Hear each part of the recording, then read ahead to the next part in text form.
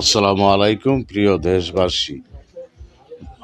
তিনবারের প্রধানমন্ত্রী বেগম খালেদা জিয়ার মৃত্যুর পর বাংলাদেশের বর্তমান সরকারের উপদেষ্টা 3 দিনের শোক দিবস পালন করার ঘোষণা দিয়েছে। আর একদিনের ছুটি, বুধবার দিন ওনাকে জানাজা দিয়ে দাপন করবে, সেই জন্য ছুটির দিন।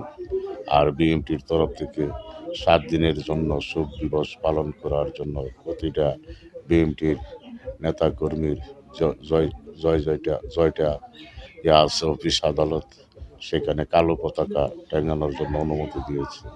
কেন দিয়েছে? বর্তমান সরকার 3 দিনের শোক দিবস, একদিনের ছুটি। আর তিনবার উনি সারা ব্যক্তিত্ব হয়েছেন।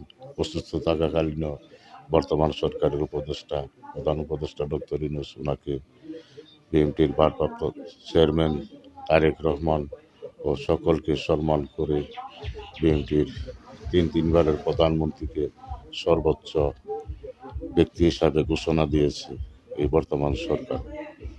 আর এই স্বৈরাচার এরশাদ জিয়াউর রহমান মৃত্যুর পর 9 বছর উনি জোরে রাষ্ট্র চালাইয়েছিলেন।